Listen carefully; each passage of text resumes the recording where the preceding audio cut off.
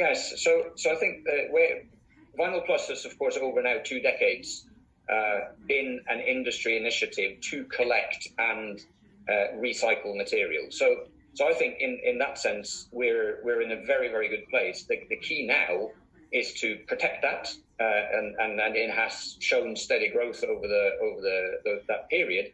But now start addressing the 2/3 of waste that is available, but is for various reasons not easily recycled. So the raw material is there, and we can get at it, but we need the methods. We are investing in projects to effectively create technology to decompose that, and thereby bringing it into the value chain in a way where we also play a role. The mechanical recycling is largely happens in between the converters, the end user, and it goes back into the converter chain. So, we're funding, the industry is funding large quantities of money for this every year. And ultimately, this needs to become, as Mark said, an industry that has a profitable kind of cycle on it in its own right. So, Vincent will be able to talk chapter and verse about this, I think. Yeah. Of course, Alianplus has made a lot of effort these last 2 decades to address the hurdle to recycling, actually.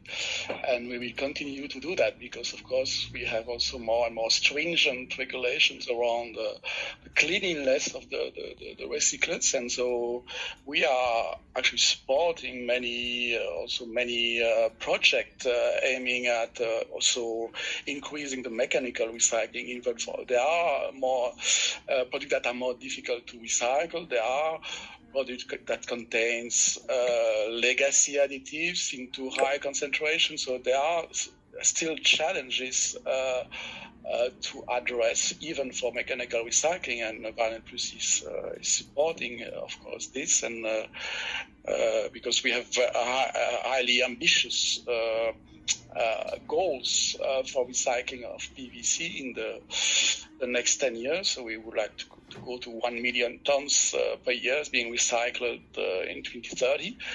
This is a very big challenge because the whole regulatory environment will also involve and oblige us to also to develop new technologies to cope with this new regulatory environment. So.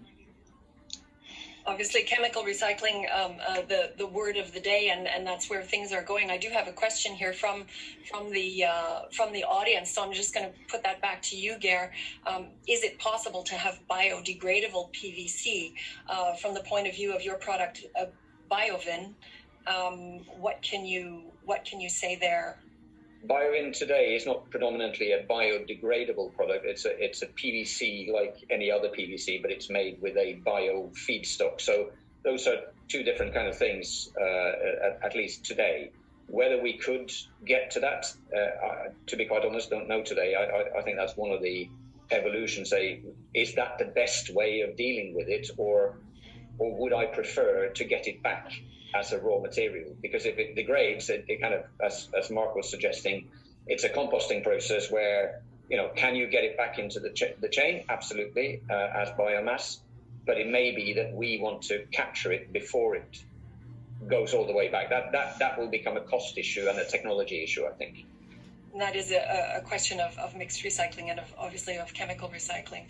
There is a question here that I'm going to see if I can break it down for you, because the speakers have asked, or the question is being posed to both of you, to say how well the demand for PVC is performing in Europe in different sectors. As far as I know, obviously, and we will hear that later on today, the demand for PVC is very high at the moment and is performing very, very well. But what you expect will happen to that demand over the next 10 years, and will the European Commission's new policies on circular economy and plastics impact this demand? Yeah, that's a big question. If we take a step out in kind of the global demand for PVC, we've got to, when we sit in Europe and in the US, we've got to remind ourselves that on a per capita basis, Europe and the North American markets are very heavy users. So it's somewhere between 15 and 20 kilograms per capita. Whereas if you go to some of the emerging markets or developing countries, of course, they are, down in the single-digit kilograms. And the reason for that is they still have to deploy water infrastructure for pipes, etc. Demand for PVC grows annually by somewhere in the range of 500,000 tons to 1 million tons a year. But with, if you go to China, it's a big part of that growth happens in China and Asia. And in that sense, I think what we're seeing and have been seeing over the past 10 years is that the returns for manufacturing PVC has not been at what you would determine reinvestment levels, i.e. the market is going tighter ultimately across the globe because, in many ways the price has to increase, or the margins have to increase for new facilities to be built at the same rate as we're now seeing demand growing. I think in terms of Europe is well supplied today. Demand is healthy across all sectors, as it is in Asia and in North America. The most recent 6 months have been colored largely by outages in the US. First the hurricanes last year in the Lake Charles area, and the winter storm in February. But ultimately, Europe has enough PVC manufactured in it to largely satisfy its demand. Now, the world doesn't work that way. Some PVC leaves Europe to go elsewhere, and largely American PVC comes in to satisfy some of the demand. So that's kind of the balance. But I think PVC has a great advantage in Europe in that, as we said earlier, the technological level of understanding of how to use PVC innovatively and in new areas, in sustainable areas, that knowledge largely sits in Europe. And that's what we should capitalize on as a wider industry, not just the resin manufacturers, but the converters as well. Vincent, your comments on...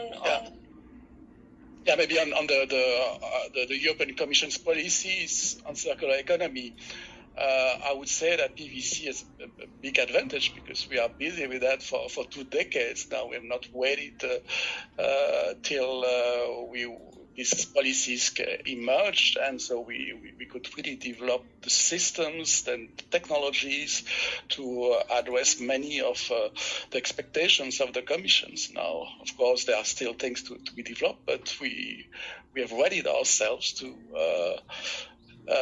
be there in this new world and with this new framework. So I think we have a long experience around this expectation of the commissions, and we have to use this and pursue our activities to meet these expectations.